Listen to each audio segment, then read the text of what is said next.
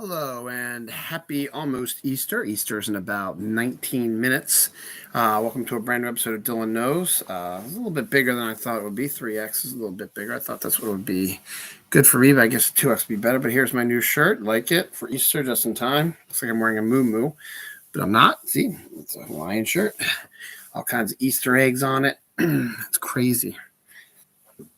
Yeah, I think the 3X was a little bit too big, but that's all right. Maybe it'll shrink a little bit in the wash, but we'll see. But yeah, welcome to a brand new episode of Dylan Knows. It's episode 495, Lost in Colombia, and I'll discuss what that's all about here in a second. It's been a really wild week, and as I was going back and going through the notes and stuff like that for the week, I can't believe how much actually happened.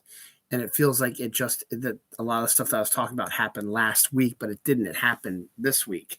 It was spring break for my kids, and my wife took off the week from work, which is good because both me and my wife got sick. I think it started showing last week's episode, but it hit full on, I think, for me on Sunday, and I still stumbled into work on Monday, and Tuesday was really a bad day. And so I took Wednesday off of work and then went back in Thursday to finish up the week. And then I was off Friday and off today and off tomorrow, which will be Easter. And as I said, about 17 minutes. So and then it's back to the grind again. I'm not 100% better yet. It feels like it's like lingering in my lung area, which makes me a little nervous that I might have maybe some slight pneumonia in there, but I'm not going to worry about that right now because I'm doing okay. I'm a little tired as it is, but trying to recover stuff. And my wife is doing a lot better, and my son had a little bit of a cough earlier, but he's doing okay now too. So there was that. But yep, so it's been a really insane week, and it turned out that it's about 5 pages of notes, which is my usual is about 3 to 4. So there's a lot to talk about. A lot of stuff happened. I kept writing stuff. I was like, really wow, more stuff. And as I said, I can't believe the stuff that I thought happened like last week as would happen just this week. So it's been a very eventful week in a lot of different ways. Politically, there was some stuff. And locally, there was some interesting stuff. And I don't really have much else to go on except just to jump right in and do it. So I'm just going to start rolling through it. Lots of new trailers released. Star Wars Celebration was this week. So there's a ton of Star Wars news. More and more rumors about Marvel stuff. And we got our first look at, well, we had it before, but we got the first full trailer for Secret Invasion and a date when that's coming out. So I'll talk about that in a little bit. Baseball's back. So there's been a lot of baseball stuff. Orioles played the Yankees today and they lost. So they're back up to 500, I think, 4-4, I think. Is that right? They played 3, 6, 7, 8. Yeah, I think we're 4-4 right now. So there's that. More bad news for weathermen this week and opening day for the Orioles, stuff like that. We'll talk about that there in a second. And so just a lot of stuff we're going to jump into. So, yes, Easter is in 15 minutes. So my wife is finishing up the baskets now, and I'll hide them because she's exhausted from her sickness. So let's roll through here. So Easter weekend is this weekend. Had lunch with my mom and my kids today. My wife had to go do stuff down her family's house, but that was nice. We went to the what do you call it? The Cheesecake Factory. had a nice lunch there, and a nice visit with her. So that was nice. And then did a ton of shopping yesterday. A lot of shopping for Easter yesterday.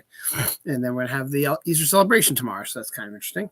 It's been a busy week down in Baltimore. Opening day for the Orioles was supposed to be on Thursday. But the weathermen were forecasting all week that severe storms were going to hit the area right at the time when the Orioles would be playing the Yankees on opening day here in Baltimore. So right around 4 o'clock, the game was going to start at 3:05. So they said right about between 3 between 2 and 7 is when these severe storms were going to hit. There would be heavy winds and thunder and lightning and heavy rain. And they've been talking and beating the drum. Severe storms, severe storms, severe storms coming, severe storms coming on Thursday.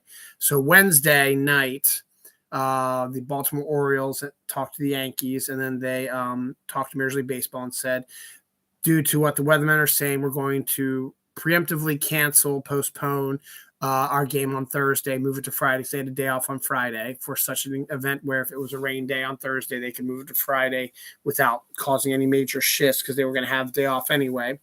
So they postponed the game 24 hours before it was supposed to start. And the minute they said that, I wrote and tweeted, I tweeted and I wrote on Facebook, I guarantee you nothing's going to happen now because you just postponed it. I guarantee it.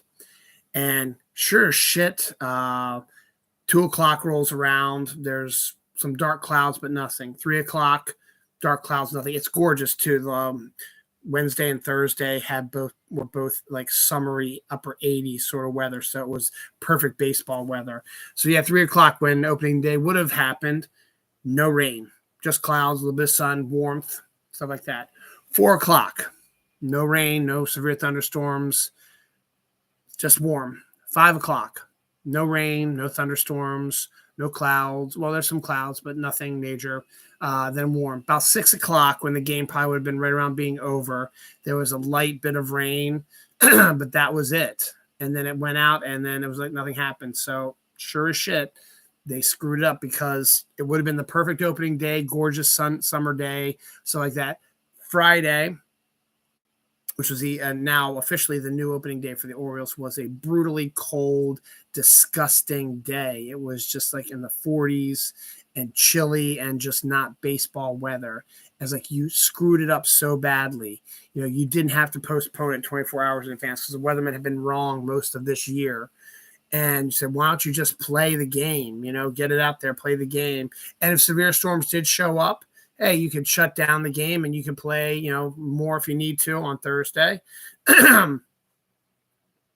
Or you can postpone it and move it to Friday. But you maybe, you know, give it a try to see if you can get, or if you played 5 innings, you can make it an official game and the game be over and you could have your day off. Would have been the absolute perfect day. It was gorgeous, sunny, warm. It wasn't sunny, but it was cloudy, but it was warm. It was baseball weather. So the Baltimore Orioles and the weathermen really, really screwed the pooch on that one. So Friday was really a brutally, it was just a yucky, cold, disgusting sort of day. And the Orioles won their game 7-6, but still, you could have played it on a nice, warm opening day. Would have been a great, glorious, you know, thing. But no, they had to do this. Plus, it screwed up things even more because CFG Bank Arena, which is what the old Baltimore Arena / Civic Center used to be called, or is called now, I should say. It's been refurbished. And Bruce Springsteen was going to open the CFG Bank Arena with a concert. And that was on Friday also. So downtown was going to be an absolute disaster because the Oriole game, now that was moved to Friday due to the stupid predictions of the stupid weathermen, it was moved to Friday. So the game would be over just as people were going down to the arena to get ready for the Bruce Springsteen concert. So traffic would be an absolute shit show. Plus it's rush hour. Because people were still working on Friday. Not everybody had off like we did. But so it was utter shit show downtown on Friday. And then today, the Orioles played a night game, which they lost 4-1.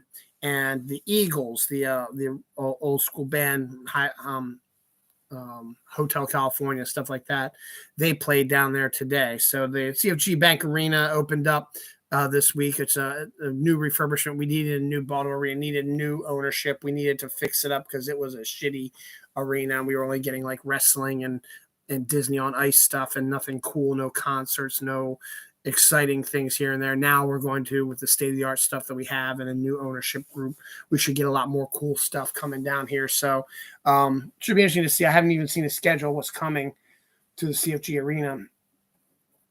They have a schedule out. Let's just see if they have anything out here real quick. I can tell you what else is coming out here. CFG Bank arena.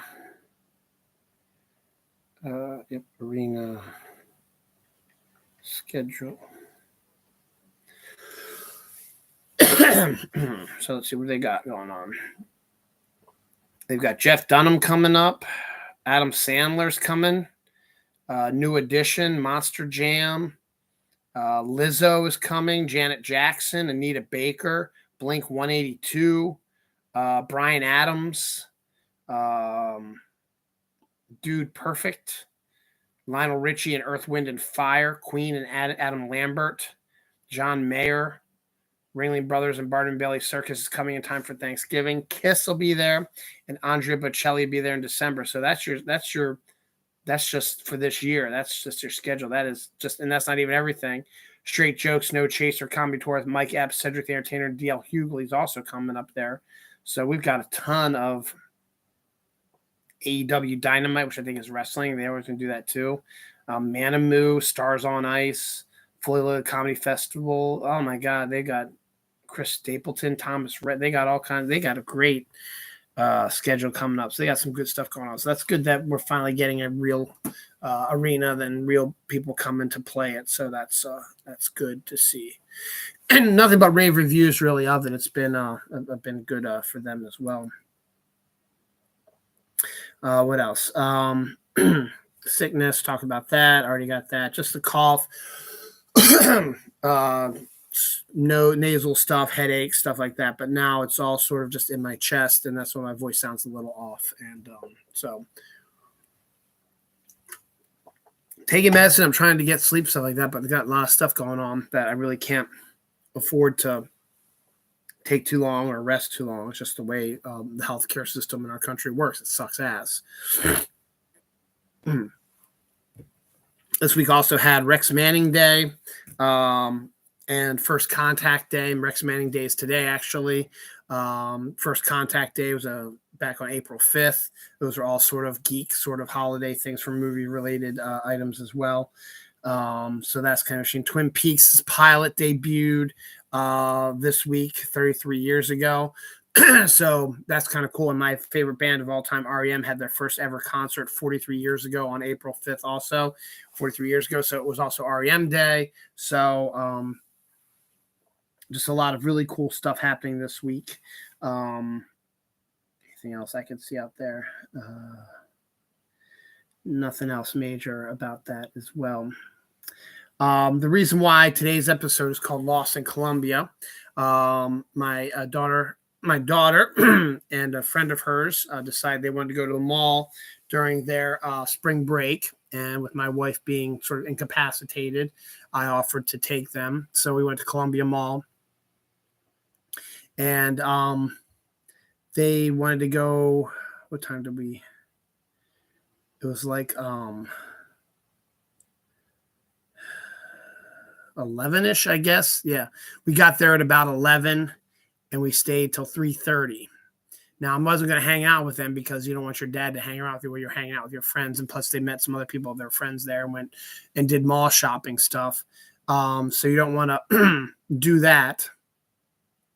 So I was on my own. So I wandered around that mall so many times, bought some stuff that I needed to buy, and just wandered around and just all day sort of thing going on. And it was weird. But I call it Lost in Columbia because I walked, the mall's pretty big. And there's lots of other buildings around it. But then I sort of walked up the top of the parking lot and there were some, shops over there. And then I went down the other side of the parking lot. There was another set of shops over here that weren't attached to the mall. They were separate from it. And then I was just sort of just wandering around Columbia Mall. So I just thought the name Lost in Columbia would have been kind of an interesting little tag. And I came up with an idea, sort of like a Lost in Translation / Before Sunrise, where a guy has taken his daughter to the mall to let her run around with her friends, but he's their chauffeur. So he's just got to wander around and he runs into like an ex-girlfriend or something like that who also has her kids there and they are running around as well. So the two of them just decide to walk around the mall and cover their relationship, stuff like that. It was the idea I had, but Ain't gonna go anywhere, but just something that I thought, but just kind of just a weird. I like the name Lost in Columbia, so I figured that's what I was going to name the episode. Um, Even though it is Easter related sort of stuff, this episode is. I just like the name of it. So 3 minutes away from Easter, so Easter's coming up here soon. Now Easter's always been kind of interesting for me, and I'll just do a quick rundown of that. The few things I remember about Easter was I never got what is it? Not reconciliation. I can't think. There was FBL, not FBLA. Confirmation. That's right. That's confirmed. I never did confirmation in the Catholic Church when I was supposed to. You're supposed to do it when you're like in high school and stuff like that. Confirm you to the Catholic Church and make you be a, confirm you as a member of the group of the Catholic Church. I never did that, but when my wife wanted to get married in the Catholic Church, I had to be confirmed. So I did this. They have a adult confirmation thing. So I took a bunch of classes during a whole year. That culminates on the Easter Vigil, which is earlier tonight. Was about they have a midnight mass, which we've been to also, which is going to start here in about 2 minutes, and they have the Easter Vigil, which is where the confirmation candidates can get confirmed that night. That's like at 6 o'clock, 7 o'clock at night, and it runs about 2 hours. So, and it's also kind of Easter Mass also, but it's mostly for the confirmation stuff. The Easter Vigil is, so that's always kind of cool. So we did that before we got married. I did that rather before we got married, but that was kind of fun. And then before we had kids, we did do midnight mass for Easter also a couple times, which was really, really cool. I remember one time we went in there, and my Uncle Philip was in there with my Aunt Mary Beth, and I think their kids too. So we saw them at the midnight mass as well. And it was the coolest thing as you walk in, there's candles and stuff like that. And then the whole place gets completely dark. And then at midnight, one little ray of light pops up, and it gets bigger and bigger and bigger, and then the whole church lights up, and it's Easter, and it's amazing. And that is about to happen in real time. It is 11:59 p.m. right now. You got it's about 35 seconds. So basically, right now, if we were at that church right now, it would be completely dark right now, and there might be some music playing or something like that, but it would just be, or it would be getting dark, and then it would just the light would just start rising in about 10 seconds. And then we get brighter and brighter. And then right at midnight, all the lights would come on, and it would be Easter and celebration for the Catholics. So that's about to happen right now here in 5 seconds. 4, 3, 2, 1. Happy Easter. It is officially Easter here in Maryland. Jesus has risen. Hallelujah. The Easter Bunny is out and about right now, delivering Easter baskets, hiding them right now, probably across the East Coast right now and into a little bit into the Midwest. He'll get to our house eventually. But it'll get done, and it'll get. So happy Easter, everybody. And let's keep on moving. Now, the other thing I remember about Easter also, so when I was living at home before I met my wife, there was, April's supposed to be kind of nice weather. And I remember one Easter Eve, I was up in my when I was still living at home, I was in my old bedroom, and it was nighttime. It was like 10 o'clock at night or whatever on Easter Eve or whatever. And I don't know, I was going through a crisis or whatever. I don't know. And we had the windows open in that room because it was, as I said, a nice weather, and there was a nice little cool breeze coming through. It was nice. It wasn't cold. It was nice and cool because it was warm. And I was just looking out the window, just feeling the breeze, whatever, just contemplating something. I don't know. And then I noticed there's a flagpole in a shopping center that's not that far from my mom's house, which we can see from this room. I mean, it's not like right there, but you can see it. And it's illuminated also because there's a flag on top. It has to be illuminated.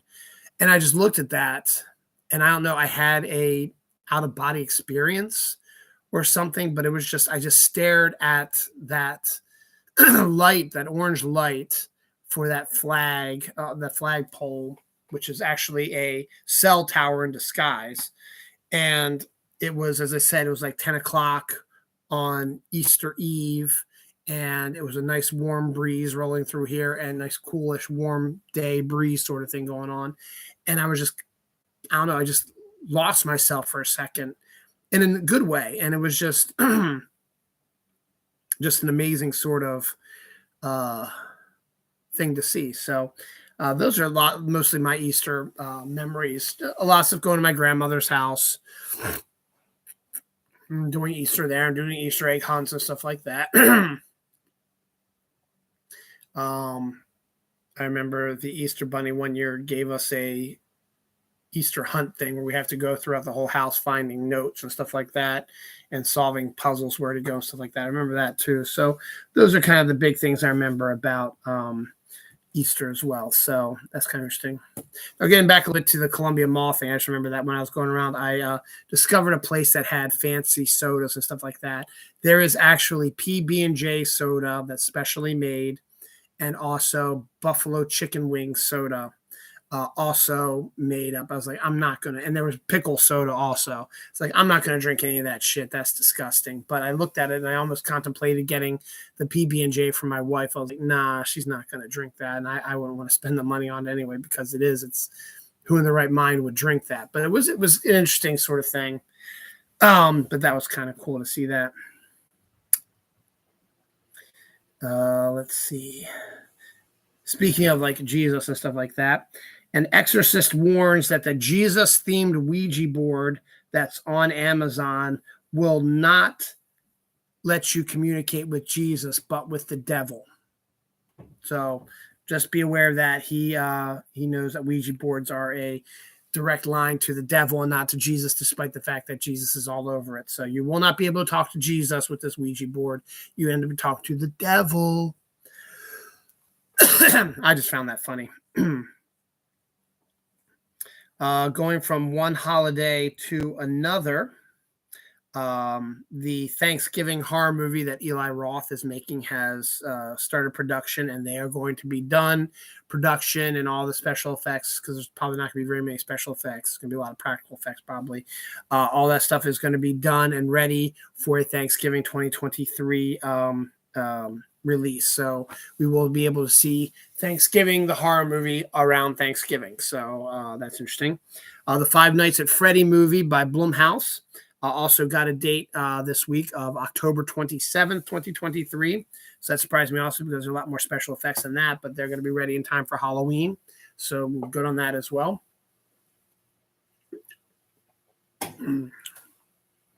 So that'd be good. My friend Shannon will like that, because her son loves the Five Nights at Freddy stuff. So I let her know via Facebook that, hey, it's coming out. James Mangold, who was asked when James Gunn took over what of James Gunn's projects would he like to do, and he said, I'd love to try my hand at Swamp Thing. Well, James Gunn said, guess what? You got hired. So James Mangold will be directing Swamp Thing when they get to that. It's not going to be right away, because James Mangold has got some other stuff on his plate. We'll talk about that in a second. One of the most highly anticipated movies coming out this summer, and after seeing this trailer, I want to see it even more now. My daughter wants to see it. And believe it or not, it sounds really weird, but I want to see the Barbie movie. The new trailer came out, showed a little bit more about what's going on, more about the world, and it absolutely looks fascinating, and it looks like a lot of fun. And Greta Gerwig has never steered anybody wrong with her direction, so that's kind of cool. So the new Barbie trailer has come out. If you want to check it out for yourself, just type in Barbie trailer, and it should pop up as one that came out 3 days, 5 days ago, whatever. But it should be recent on your on the display about when it came out. Return of the Jedi will be having its 40th anniversary in May, and we'll talk about that anniversary when it actually hits in May. But before that happens, they decide they're going to re-release the movie into movie theaters at the end of this month, the weekend of April 28th, 29th and 30th. So Return of the Jedi will be re-released in movie theaters for a few days there for its 40th anniversary. So that's coming up there as well.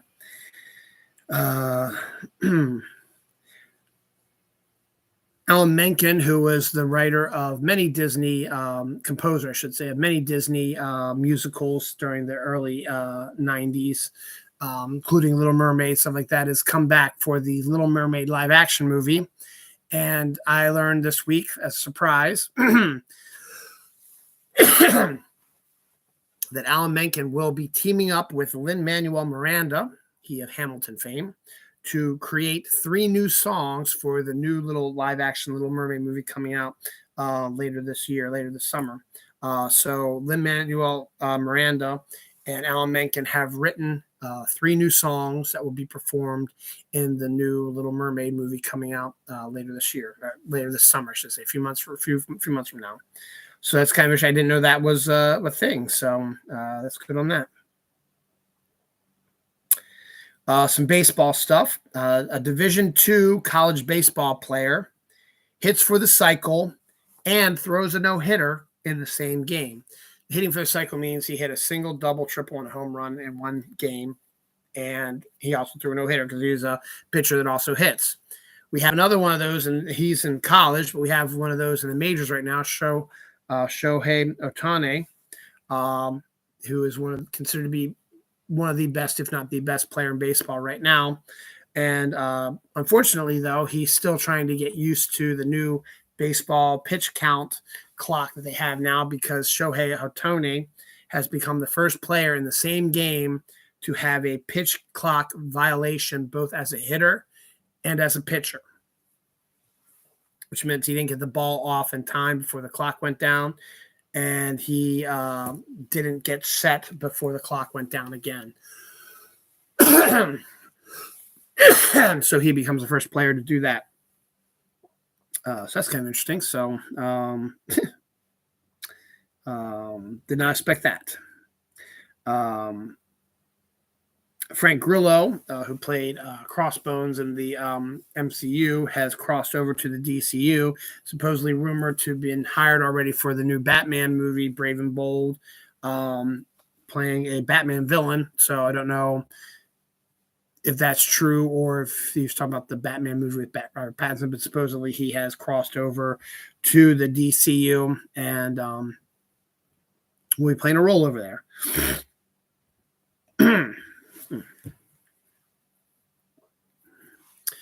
Jack Black calls for a Red Dead Redemption movie. Red Dead Redemption is a horror Western sort of movie or a video game. And so he wants to make a movie of it. So that's kind of cool. But Jack Black is presently in one of the most surprising pieces of news from this week. The Super Mario Brothers animated movie from Illumination came out on Wednesday. And it is already predicted over this 5-day period to make worldwide in this 5-day weekend $368 million. It will then, if that indeed, we're not going to know for sure because there's still today to go through that of the 5-day period, and then count the numbers about what happened today or yesterday, Saturday as well, and get the actual totals for that from worldwide, not just the United States, but worldwide. But if it holds up and it does become $368 million for the 5-day period worldwide, it will become the most successful animated film opening weekend ever in film history. It's projected to make $195 million here in the United States, which is also insane. Not many people get close to that $200 million window. So that Super Mario Brothers is absolutely going through the roof. I'm thinking of maybe taking my son to see it next weekend because my wife and daughter are away camping. I'm going to get his haircut, get my haircut, and maybe go see the Super Mario Brothers movie. So that's insane, the amount of stuff that amount of money they're making out of all that. So that's pretty good. Also part of the rumors period is someone postulated what a a good idea would be when they do introduce mutants to the Marvel Cinematic Universe, they think one of the best characters they could bring into the MCU, which could become a character that has messed with other heroes, not just the X-Men, but the Avengers and Spider-Man, stuff like that, is a little-known character named Arcade. He wears an all-white suit, has like a red hair, and he is a master at building traps and death traps and mazes and escape rooms and stuff like that.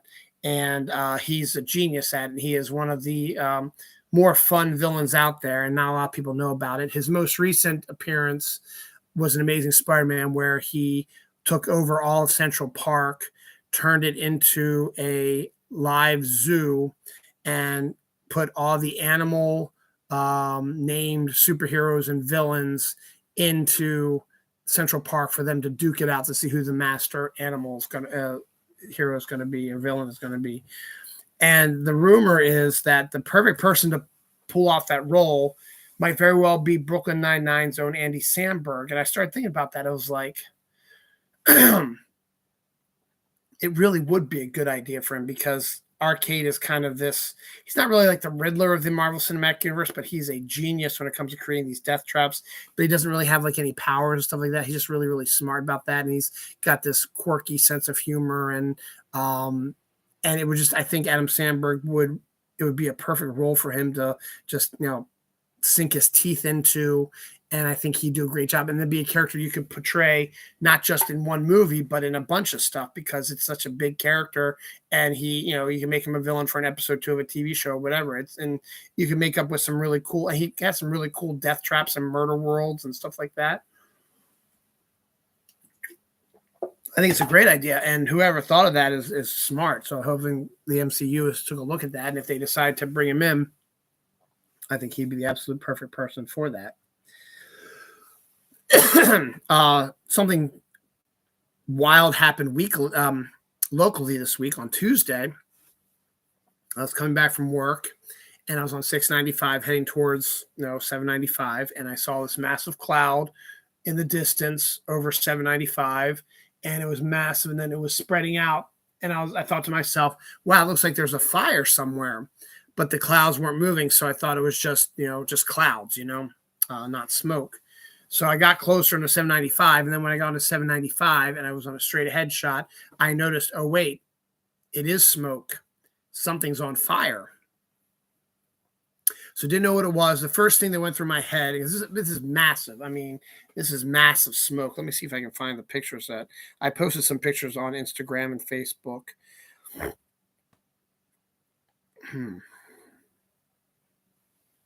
This is what it looked like from a distance. Let's see if I can get this.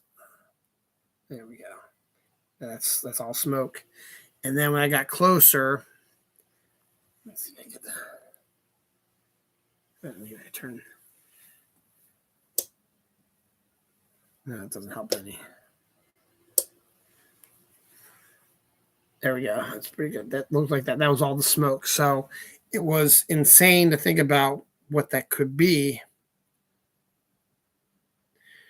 And had no idea what it was. I didn't know it was over there. So from the distance, I thought at first that my worst nightmare came true, that a while back there was some terrorists who were plotting on destroying our electrical grid, which would put power out in our area for like months, as they had to rebuild the electrical grid. And that wouldn't be any fun at all. And they were going to do it to our location, was going to take out electricity to a vast area up here in northwestern Baltimore County, and then maybe even parts of other counties as well. And then they were going to take out another one in another part of the county, which would take out the power in the other parts of the county. It would have been a massive terrorist act, but luckily they found it and they got rid of it. So that was my first thought, was that, oh shit, they actually did it.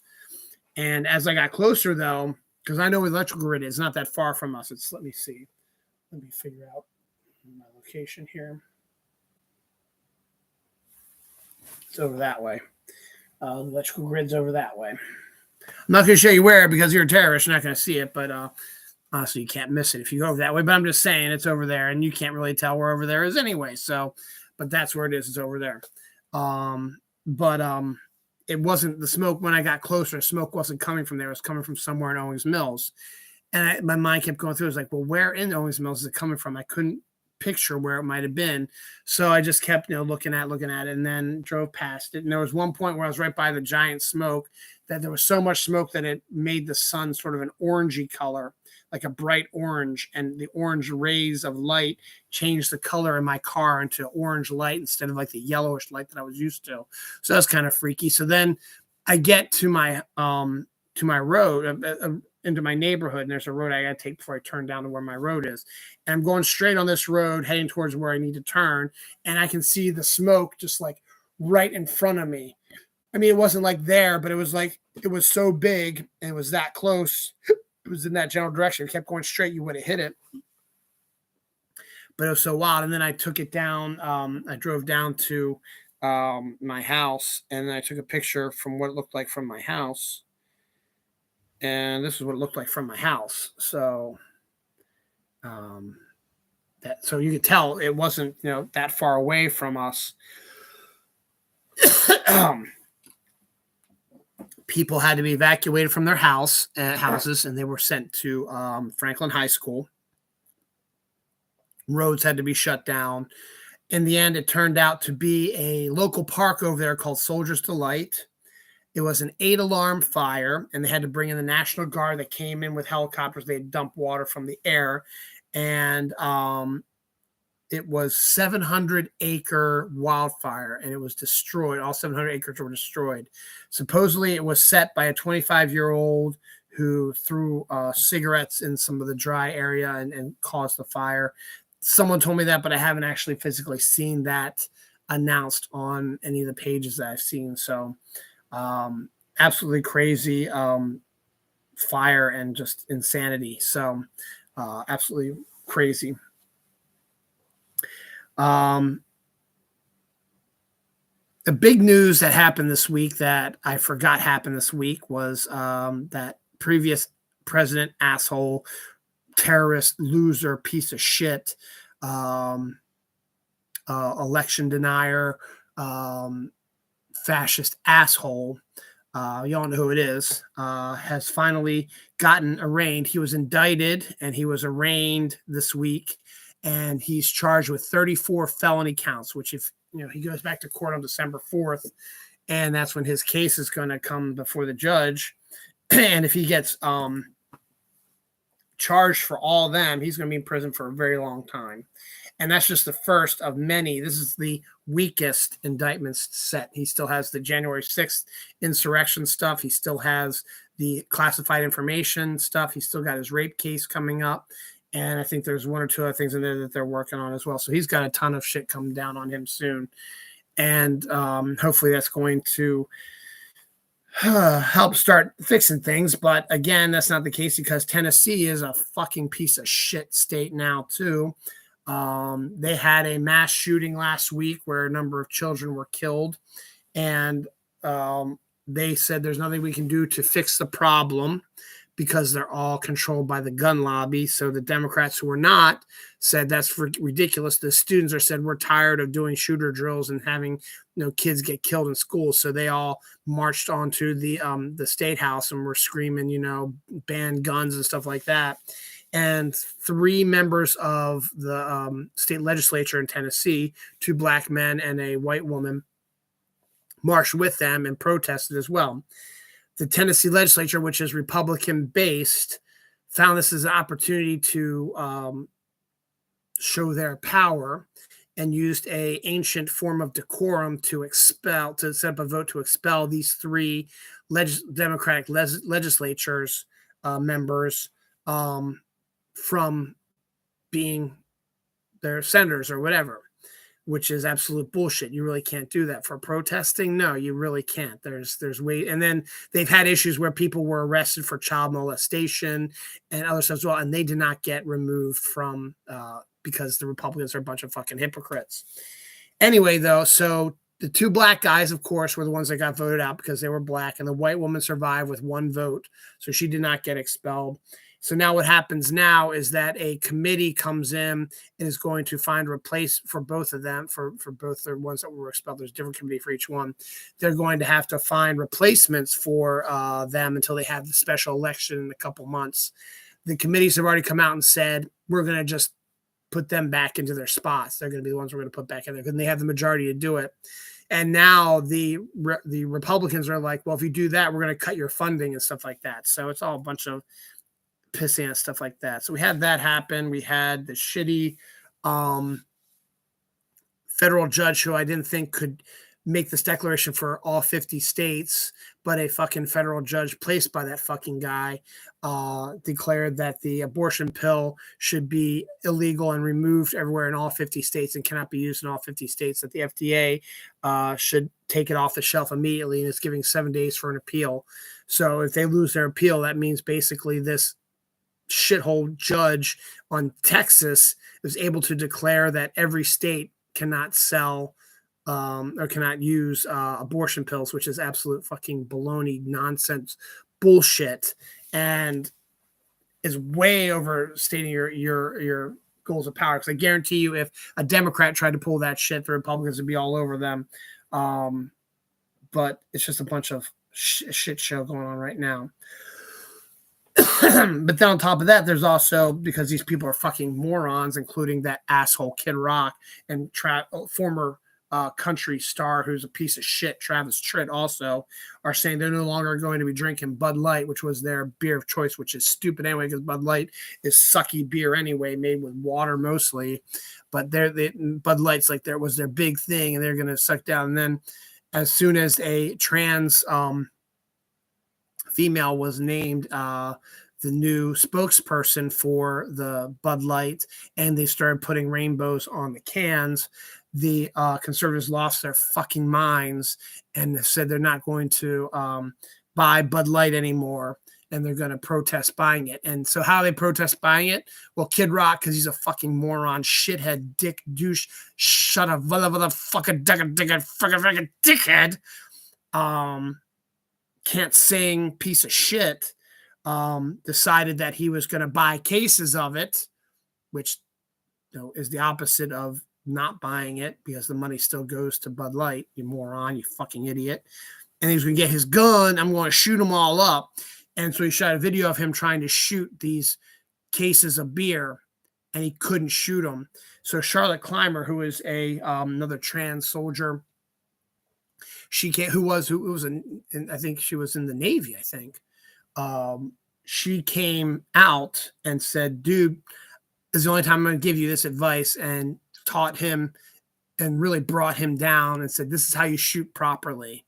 So it was absolutely, and then went on to, criticize him and do it. And it was absolutely perfect. She did that. So they lose their fucking minds over a trans person as their new spokesperson for the beer, and then rainbows on the beer, and they call us snowflakes.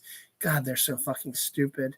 And the funny thing about that also is a lot of people's thoughts is that before they found out that this spokesperson was trans, the theory is that a lot of these Republicans had hard-ons for her. And then when they found out that she was at one time a man, they all lost their boners because, hey, we can't be liking gay dudes. We can't be gay. Pieces of shit. Shithole country. So that's just a funny little thing there. A couple anniversaries. Goofy movie 28 years ago this week. And when I worked at Diamond, I used to be the customer service rep for Harlan Ellison, who is a science fiction writer and has written a bunch of books and has written a bunch of TV screenplays, Twilight Zone, Star Trek, and one of the most famous ones, On the Edge of Forever, The City on the Edge of Forever, written by Harlan Ellison. That episode of Star Trek came out in 1967 this week. So that was kind of interesting. There's a lot of death this week. A lot of musicians and some cinematographers, stuff like that. A lot of musicians this week. It's insane how many musicians died this week. No one hugely famous, but still a lot of people. The first one up is John Regan, bassist who worked with Peter Frampton, the Rolling Stones, and Ace Frehley, died at the age of 71. And Bill Butler, who is the Jaws cinematographer and also Child's Play cinematographer, died at the age of 101 this week. So 44 minutes and I've only done one page. Well, this one should go pretty quickly, so I'm actually going to hit that one. So I'll stick with that because this is all mostly anniversaries and death. Continue with the death. Harry Lorraine, dazzling master of Total Recall memory expert, died at the age of 96. He was a guy that could remember everything. And he died this week. Former Maryland basketball player and coach Billy Hahn died at the age of 69 this week. Nora Fester, the wife of Sex Pistols John Lauren and mother of the Slits Ari Up, died at the age of 80 this week. Vivian Trimble, Luscious Jackson, multi-instrumentalist, died at the age of 59 this week. And comic book writer, trailblazing Doom Patrol writer Rachel Pollack died at the age of 77 this week. She came on after the Grant Morrison's humongously popular run on Doom Patrol and was able to keep everybody who liked the Grant Morrison stuff and keep the same sort of feel to it. And she wrote a bunch of other stuff for DC, stuff like that. So she died this week as well. Anniversaries this week, we have A Quiet Place. It came out in 2018 this week. The Oregon Ridge Nature Center, which is a park near us out in Hunt Valley, actually, is officially 40 years old this week as well. So congratulations to you. And Major League, the Charlie Sheen, I can't remember the other actress' names. Right? Wesley Snipes was in it also. The baseball movie came out in 1989 this week. Ballerina, the spinoff of the John Wick movies with Ana de Armas, has a date of June 7th, 2024, when it's going to arrive in movie theaters. Monster Energy has filed trademark complaints against Pokemon and Monster Hunter for the use of the word monster. You're not going to win, dude. You are not going to win. It's a stupid-ass lawsuit, and you should be ashamed of yourself. Someone who should not be ashamed of herself, because I like women who have this belief. Christina Aguilera admits she is a huge fan of orgasming. So am I, Christina. So am I. All right. So this week also was the Star Wars celebration over in England. And a ton of stuff was dropped this week. Starting with the one that had the most news, Ahsoka, which is the next Star Wars show, now has a arrival date of August 2023. And the first trailer for it came out this week as well, was outstanding. It introduced a ton of the live action versions of the Rebels characters. So Filoni is doing what he's been doing, is bringing his animated characters to real life. Mary Elizabeth Winstead, who is married to Ewan McGregor, who plays Obi-Wan Kenobi, has been cast as Hera from the Rebels cartoon. She's been cast as Hera in the Ahsoka TV show. Ray Stevenson and Ivana Sakno are playing villains in Ahsoka. Natasha Liu will be playing Sabine Wren from the Rebels TV show as well. Lars Mikkelsen will be playing Grand Admiral Thrawn as well. It looks like they're going to be doing an adaptation of Heir to the Empire, some form or another, with Ahsoka. And David Tennant, who is going to be reprising his role of the Jedi trainer droid, Hergway or something like that, has also been said to be in this as well. So that would be good to see some Tennants. Well, he'll be doing his voice. But That's really cool. Skeleton Crew with Jude Law is set to release late in 2023. They don't have the exact date yet. They did release like a teaser trailer, but that was not released online yet. So I don't know if we're going to see that anytime soon or whatever, but it hasn't. But the Skeleton Crew is being compared to the Goonies. It's about like a group of younger people who are having to take on the Empire with the help of Jude Law. But the big thing about this is the directing crew that's been on there. I talked a little bit about this as well. But all the directors have been announced. John Watts, who is a producer of Skeleton Crew, directed the Spider-Man trilogy, Homecoming, Far From Home, and No Way Home. He will be he's a producer. He's also directing an episode of Skeleton Crew. David Lowery, I announced it last week. The director of Green Knight is going to be directing an episode. I announced this a couple weeks ago that Daniels from Everything Everywhere All at Once will be directing an episode. Bryce Dallas Howard, who has become a regular in the new version of Star Wars stuff, she's been picked to direct an episode of Skeleton Crew. Jake Schreiber and Lee Israel Chang form out the rest of the directors of that. The Acolyte is due out sometime in 2024. People describe it as Frozen meets Kill Bill. The only big news that came out about that was that the actor who played Chewbacca in the new trilogy was not Peter Mayhew, who passed away soon after they came out, but he was just too old to do it then, so they got this new guy to do it. He will be playing a Wookiee again in The Acolyte. He'll be playing a Wookiee Jedi, so that'll be interesting to see what that is. Andor Season 2 is also set for August 2024, so you've still got about a year and a half to go before you see Andor Season 2. They haven't even started filming it yet, but that will be out, released August 2024, so you got the date for that already. And then Rogue Squadron, which was going to be the director of Wonder Woman's Star Wars film, and they keep saying, well, it's off the schedule, it's back on, it's off, back on, and now it was off. It was supposed to be off for good, but now they're like, it's still possible we could do it. Maybe not as a movie, we could do it as a TV series. So we'll see what that's going to be coming up about that.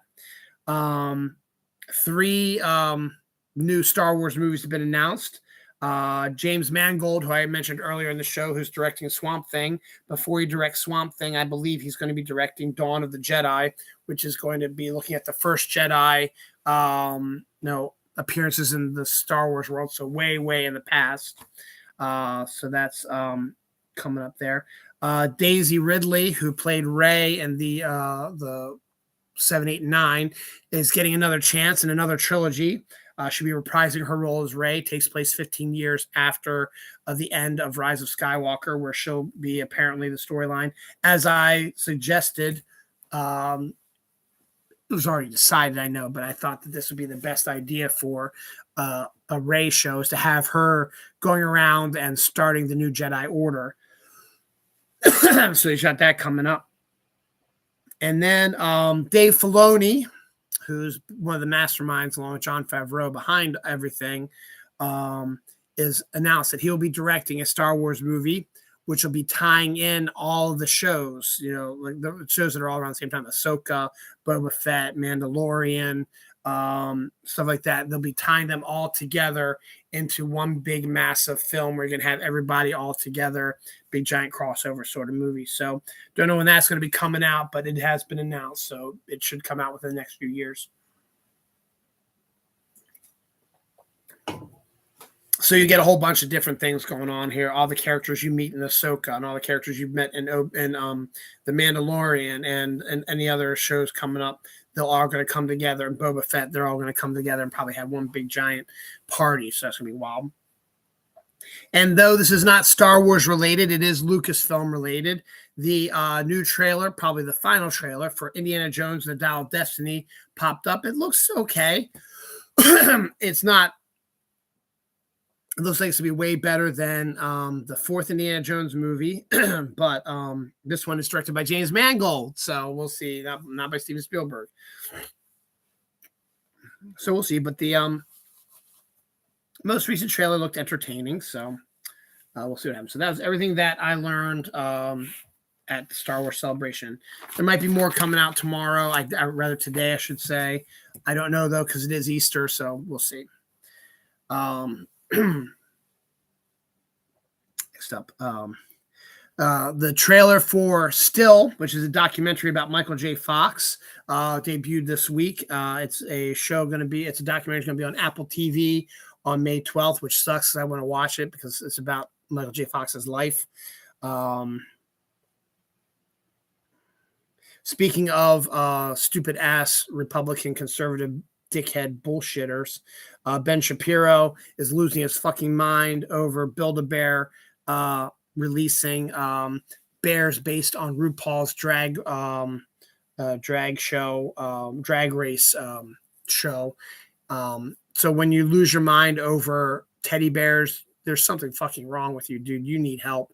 You need help bad. I mean, you need to learn how to orgasm your wife. You know, Christina Aguilera maybe can give you some hands about that, but he claims that his wife that the orgasm is fake and his wife has never orgasmed and she's fine with that. And she's a doctor and she says that that's the normal thing. It's not, dude. She's just being the dutiful wife. She probably gets herself off because you can't do it, you piece of shit. God, I hate fucking Republicans and conservative assholes destroying this fucking country. Damn son Idris is going to be joining with Brad Pitt in Apple TV's Formula One racing movie that's coming out here soon. The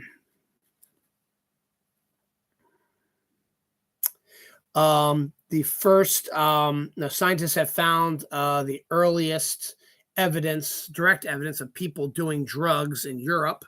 So people were doing drugs way back in the old days. There is a quicksand horror movie, horror survival movie coming out on Shudder soon. Quicksand, you thought from all the stuff you saw in the 80s was going to be a lot more common than it actually is, but now we actually have a quicksand movie, so we'll see how they do that as well. They Listen, which is Chris Weitz' new horror thriller, has cast Keith Carradine, Ben Youssef, Wyatt Lionel, and Jan Chin. So I don't know much about that, but Chris Weitz is one of the guys that directed American Pie, so he's going to be doing this horror thriller with those actors.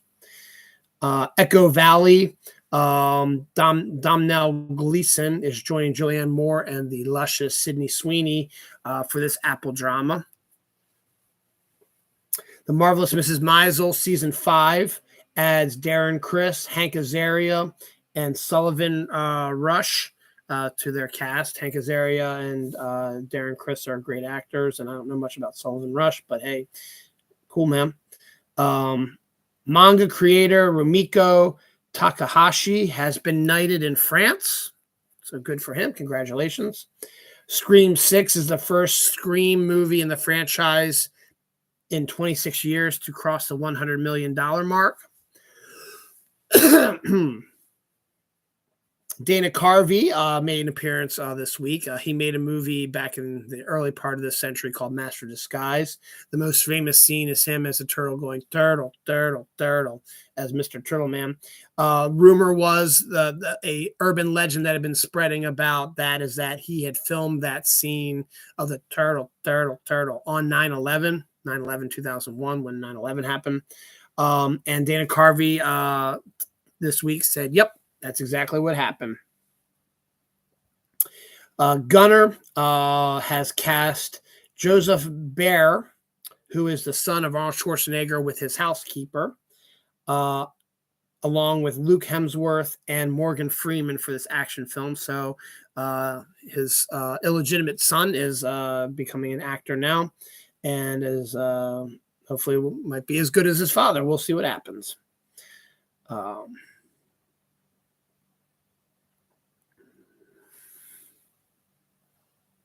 A drunken Brewers fan, Milwaukee Brewers, one of my favorite teams, but a drunken Brewers fan turns the stadium concourse into his own personal toilet. So basically, this drunk Brewers fan left his seat and was going to go to the bathroom, but then he decided he just couldn't hold anymore. So he just went to the bathroom in the concourse where people walk to their seats and get food and stuff like that.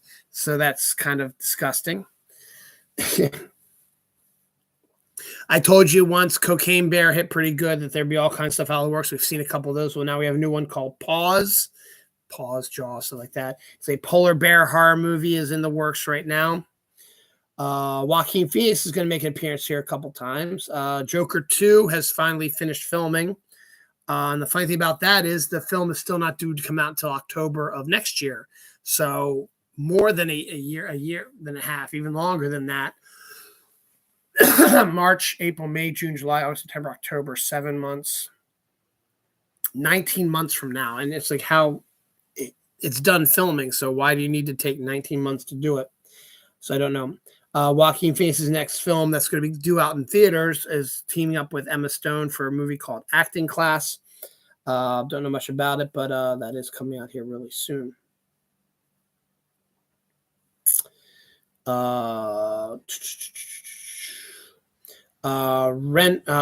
Renfield, the Nicolas Cage Dracula movie coming out next, or actually this week, the 14th, has cast 80s horror icons Caroline Williams and William Ragsdale. William Ragsdale was in Herman's Head and was in Fright Night, so they will be in this movie as well. Adult Swim, last week I told you they bought the rights to a new Superman cartoon that HBO Max turned down. They released the first trailer for the Superman cartoon this week as well. Taylor Page, Jovan Adepo, Chris Chalk, and James Raymar have joined the cast of Welcome to Derry, the It prequel. Still has no It for the most part, as far as we know, because Skarsgård hasn't signed on for that yet. So, and he says no one's approached him about it, so we'll see what happens about that. Cruel Intentions, a movie that starred Reese Witherspoon, Ryan Phillippe, and my girl, Sarah Michelle Gellar, is getting a reboot at Amazon. Now, Sarah Michelle Gellar tried to do a pilot for a sequel to Cruel Intentions, but it was going to be on network and it didn't quite work. And she said to herself, it's like the sequel to Cruel Intentions cannot be on a regular network channel. It needs to be on streaming. She did her job, but in the end, she was glad that it didn't get picked up. And so now this one is going to be on streaming. So we'll be able. It's good. It seems like instead of it being a sequel, it'll just be a reboot, remake of it. So whatever. So it is what it is. Mike Newell, who's directed a bunch of stuff, and including one of the Harry Potter movies. His next film is called China Court, and it's going to be set to start filming in UK here very soon. Diplomat is a new TV series on Netflix that stars the wonderful Kerry Russell and Rufus Sewell from Dark City. So the trailer debuted this week, and it popped up. It's going to be on Netflix here very soon. Johnny Depp's comeback movie is going to debut at Cannes this year.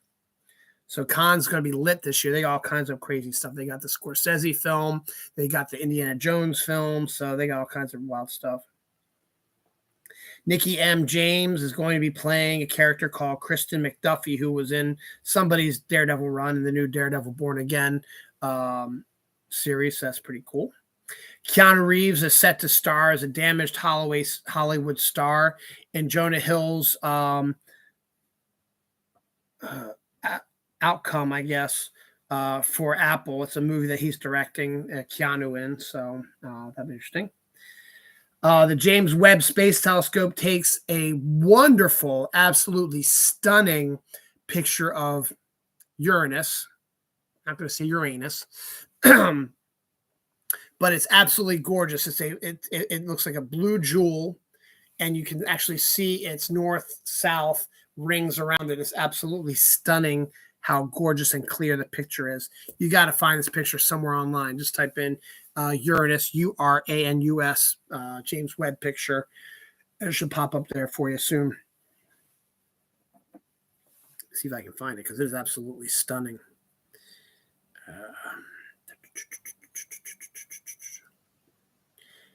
Uranus. Oh, Uranus. Uranus. James Webb. Yep. There it is right there.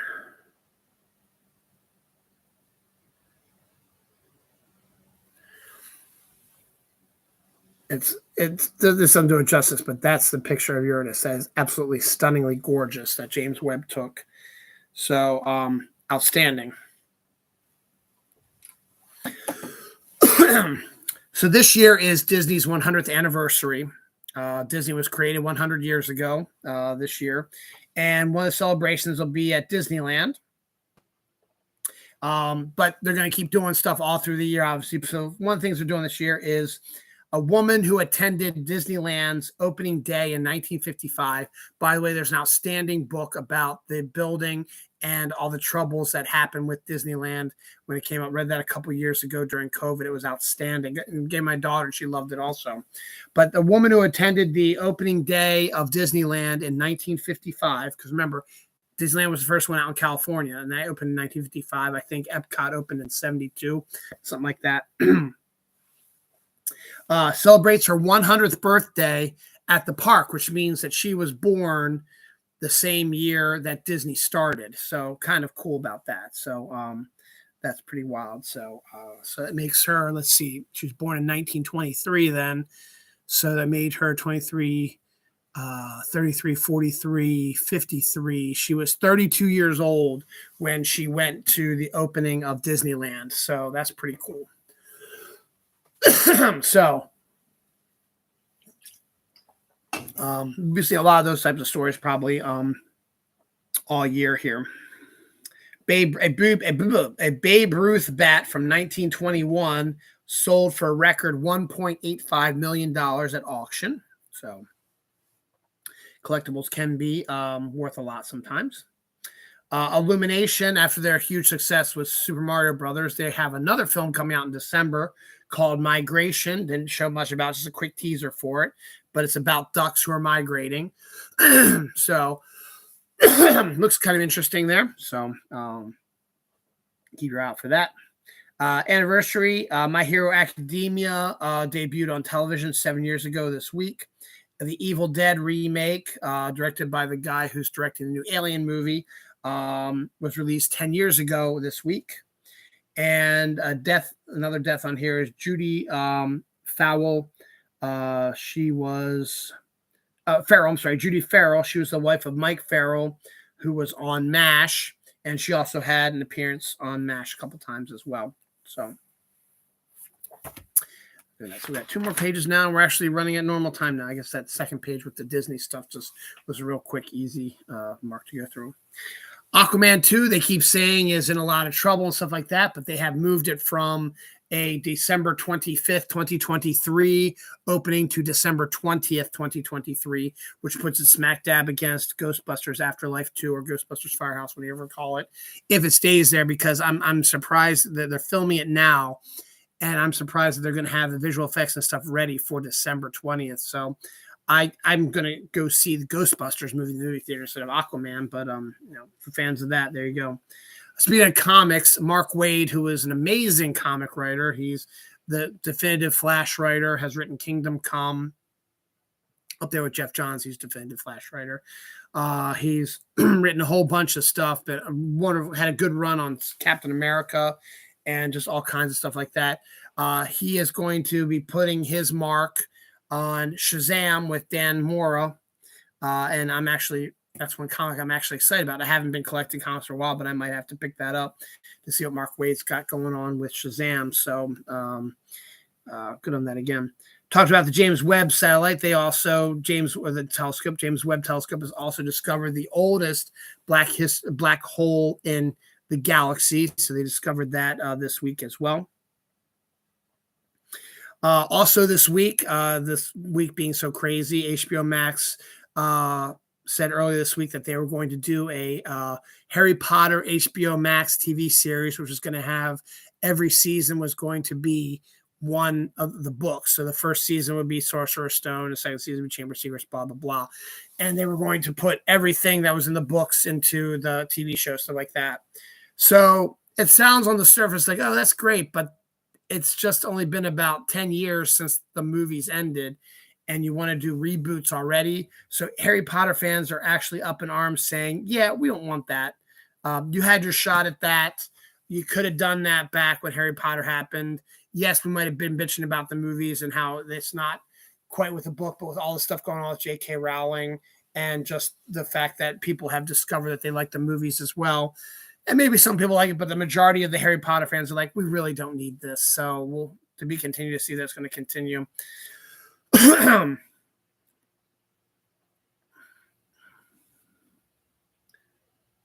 Why is there always one that I can't get?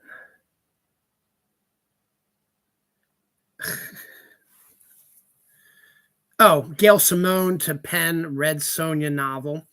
Gail Simone is a great comic book writer herself, and she's written the character of Red Sonja in the comics before, where she's now writing an official sort of novel about it. You know, characters like Red Sonja and Conan, stuff like that, they start off as novels, pulp novels, and she's going to be writing her own pulp novel for Red Sonja. So that's awesome. Chloe Zhao, who I guess is finishing up her vampire Western movie, has set her next film. It's called Hamnet. And she's going to be taking a look at Shakespeare's wife, which is something that hasn't really been done before. Shakespeare in Love took place before Shakespeare got married, so it really didn't look at his wife. But Chloe Zhao is doing a movie about that. Austin Butler has signed up for his next film also. He signed up for a movie called City on Fire, where he's going to be playing a crime boss in an adaptation of a Don Winslow novel. So good for him getting back on top of things.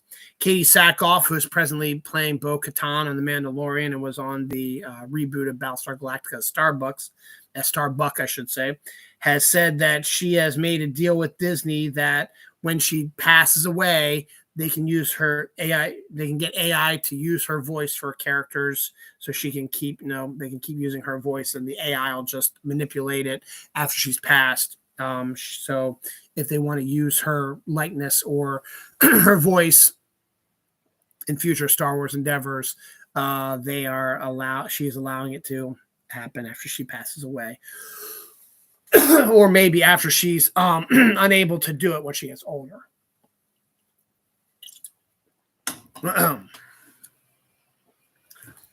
Priyanka Jonas has joined John Cena and Idris Elba in their new Amazon action film. She's making herself a name for an action woman as well.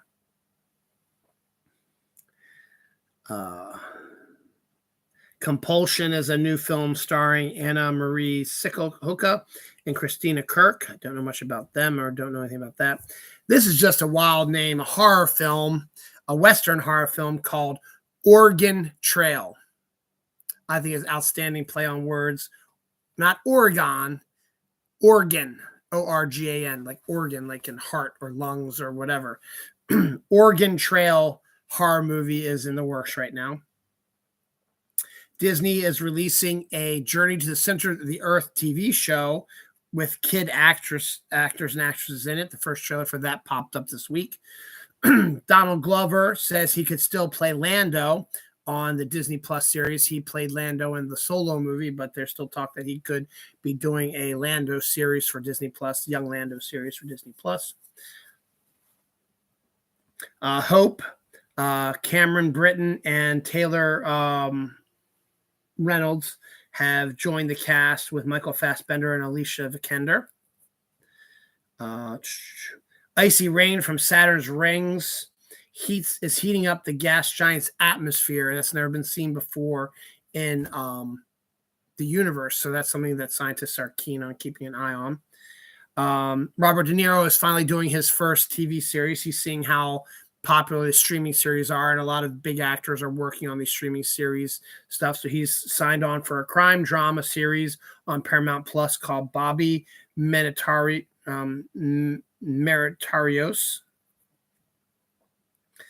The Muppet Mayhem Tour is a Disney Plus TV show. It's going to be focused on the Electric Mayhem Muppet Band with Animal and Dr. Teeth and all of them. Janice and all that stuff. They're going to get their own show on Disney Plus, and the first trailer for that came out this week. Is Shrek 5 coming? The producers say they want to do it sooner than later after the huge popularity of Puss in Boots sequel. So they want to bring Shrek back after a long little break.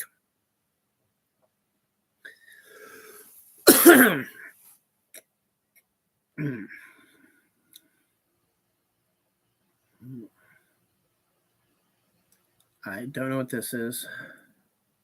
Oh, Beau is Alive trailer. That's what it is. Beau is Alive trailer with Joaquin Phoenix. It's another bizarre A24 horror film / weird sort of film with Joaquin Phoenix. It's getting a lot of rave reviews right now. It's got just it's got like the aging of Joaquin Phoenix and real bizarre sort of painterly sets and stuff. It's crazy. It's and it's got a horror edge to it too. It's just absolutely crazy. So A24 is really nailing a lot of stuff right now. So the trailer for that came out this week as well. Cup of Noodles has created breakfast cup of noodles, which includes maple syrup, pancakes, sausage, and eggs in it. Don't know if they're in noodle form or it's in the cup of noodles and there's no noodles. It's just that stuff in there as well. Reese's Peanut Butter Cups is creating the crunchy and creamy peanut butter thing. It's going to be a giant bar thing that right down the middle, you're going to have one Reese's Peanut Butter Cup that's crunchy and one that's creamy. That's stupid because the crunchy ones are awful unless they have the potato chips and stuff like that in it. So I'm not the big fan of the Reese's with nuts in it, but I like the ones that they do, like the Reese's Pieces or the potato chips or pretzels or whatever. So they do that. That might not be too bad, but that's coming out here soon. I thought this stuff was last week, but the national championships for college basketball were Sunday and Monday of this past week. The women, LSU, are the national champions for the first time ever in school history. And UConn men have won their 5th national title. So those were your national college basketball is now over officially. Excuse me.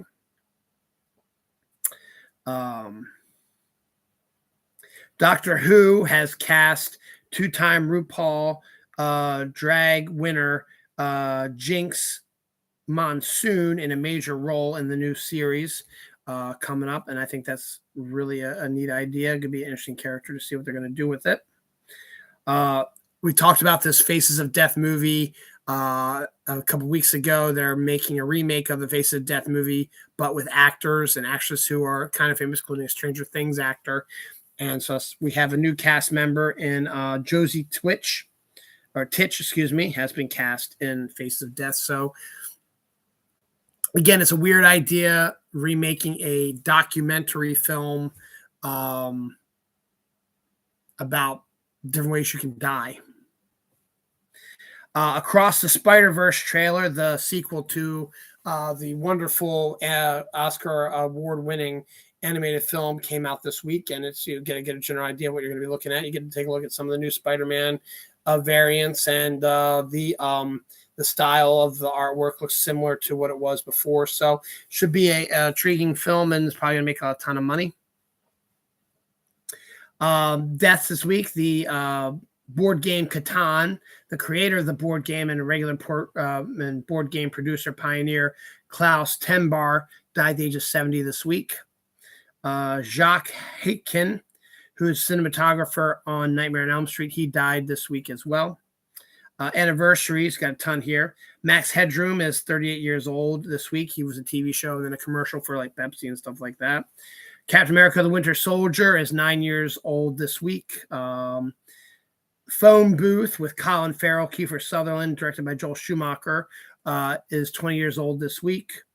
The first cell phone call ever was made 50 years ago this week. Lost in Space, the remake of the TV series, but in movie form with William Hurt and Matt LeBlanc and Gary Oldman, debuted 25 years ago this week. Jeopardy, the game show that everybody really likes, debuted this week in 1964. And LA, Los Angeles, was incorporated as a city this week in 1850.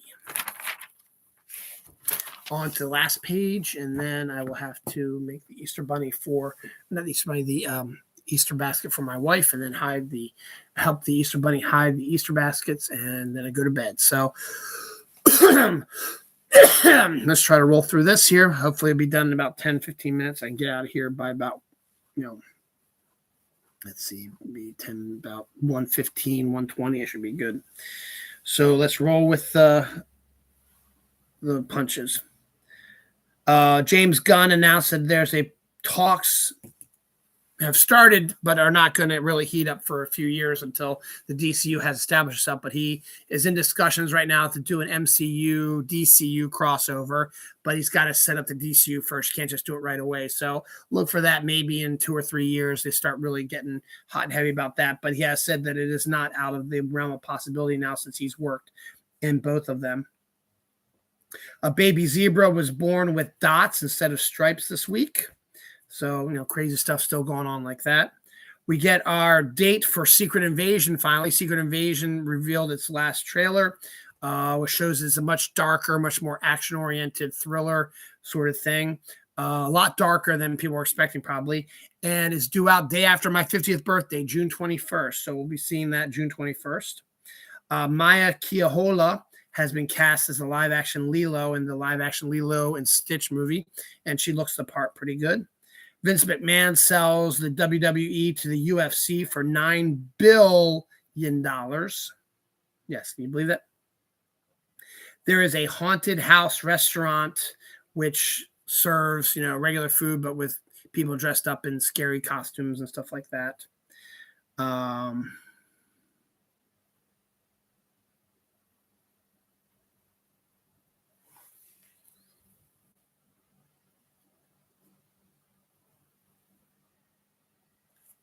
I don't know what this is, so I'm going to skip that. Wedding Crocs are becoming popular. So if you like your Crocs, wedding Crocs are a new deal thing now. So you can do that. I know it is now. Togepi and Snorlax are your next Pokemon Squishmallows. So good for those.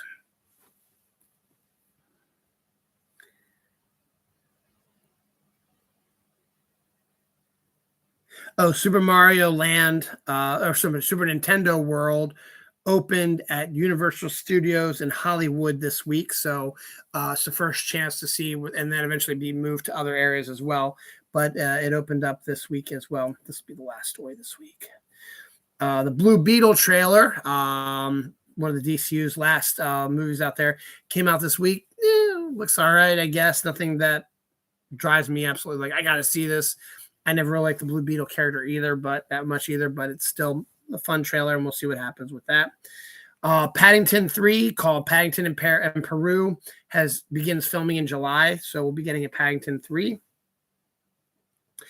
Demon Slayer, the popular manga anime, is going to be getting its own fast food burger, probably only in Japan, but still it is getting its own fast food burger. And NASA has announced the crew of the Artemis 2. Remember, Artemis 1 just sent an unmanned rocket to the moon to see if they can still make it to the moon back and safe, and they did. So now they're going to send people. They're not going to send them to the moon, but they're going to land on the moon. They're going to send them to orbit the moon, but they will be flying 4 people into space on the SpaceX rocket, taking it all the way out to the moon and then back, and make sure that we get them back safe as a way to get back into the swing of things. So then they'll probably do that a couple more times like they did with Apollo, and then they'll drop people onto the surface again as well. So, but that is a thing. So we will be getting people going to the moon again, just not landing on it very soon. A live-action Moana movie is coming with The Rock reprising his role, but this time it'll be in live-action format. The Fatal Attraction trailer, the new TV show, released their last trailer as well this week. Killer Heat, Joseph Gordon-Levitt, Shailene Woodley, and Richard Madden are going to be starring in the detective thriller. The Lord of the Rings, Power of the Rings, the Rings of Power Season 2 continues to suffer through lots of disasters. They had a horse die last couple weeks ago. A fire raged on set this week, damaging lots of stuff. So things just aren't going very well right now for that. The Netflix Gears of War film has grabbed the Prometheus and Dune screenwriter John Spaditz. So he'll be writing the screenplay for the Gears of War film. John Grisham has written a sequel to The Firm, the first novel he ever wrote, and became a popular Tom Cruise movie. He's writing a sequel with the sequel characters called The Exchange, and it's due out this fall. Obviously, the movie rights will probably be bought, and if the same character that Tom Cruise played in The Firm is still in this movie, Tom Cruise still likes he could probably play this character again, so I wouldn't be surprised if the film gets picked up and Tom Cruise is going to go on and reprise his role in the sequel. One movie that I'm actually kind of interested to see, which I hadn't really heard much about, but the Napoleon movie, which Ridley Scott and Joaquin Phoenix, is getting a November release date. So we're actually going to be getting the Napoleon film here this year. So that's really cool. The Hypnotic trailer, I talked to you about that also. Robert Rodriguez and Ben Affleck made this movie years ago. And it was an independent sort of film, and it wasn't done with any like the regular studios. And the company that was going to release it went bankrupt after they'd filmed it. So now they didn't have anyone to release it. So they shopped it around a little bit. Nobody was picking it up till this production company called Catch Up did. And they're going to be releasing it in a couple weeks, actually, I think, because it's already done, everything like that. So it is going to finally see the light of day. So we'll see how that goes with that. Extraction 2, which is Chris Hemsworth's action film, gets his first trailer this week. It shows a PTSD sort of Chris Hemsworth after dying in the first one and being brought back to life, trying to survive with that kind of stuff. Showtime cancels the Antoine Fuqua's King Shulu historical epic that he was directing, even though the film is almost done, which is a dangerous trend now that companies are canceling films when they're almost done. There's no reason, just let them finish the movie. You gave them the money already, let them finish it, release it. Doesn't do well, you might lose some money, sure, but you've already spent it. So just let them, and you might be surprised about who is going to want to see the film. You know, it might become popular. But so that's the thing right now. So that's not very cool right now. That trend, I don't like it very much. New Street Fighter TV and movie adaptations are coming from Legendary Studios, which is the guys that did, or the studios that did Godzilla and King Kong. So we'll be seeing more Street Fighter stuff here very soon. Some more deaths. Guy Bailey, co-founder and guitarist for the Choir Boys, died. Ian Berenson, guitarist for the Alan Parsons Project, and Kate Bush died at the age of 69 as well. I guess it's Agnes or Angel Mayhew, Peter Mayhew's wife. She passed away this week. Seymour Stein, legendary music executive who signed Madonna and Talking Heads, died at the age of 80 this week. Composer Ryuichi Sakamoto, who was the Oscar-winning Last Emperor composer, died at the age of 71 this week. Anniversaries, the original Hellboy came out in 2004 this week.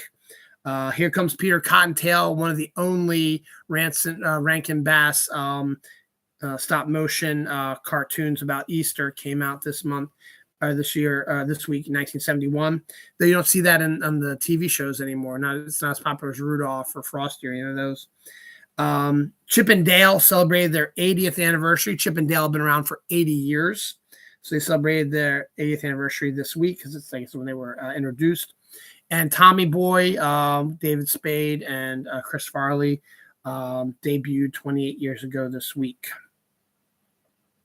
The final story for this Easter Sunday now, it's 1:10 a.m. here on the East Coast. So Easter's been going on now for an hour and 10 minutes. The Easter Vigil, Easter Midnight Mass is probably just about over by now, so we may as well end about the same time.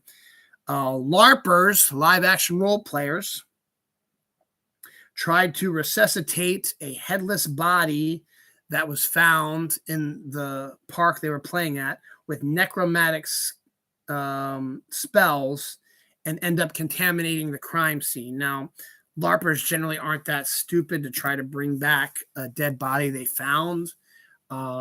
And I think the reason why I was posted was because the people that posted it are the ones that are like geeks or stupid stuff like that. But I found it was actually a story that popped up not just on that website, but on a bunch of other ones as well.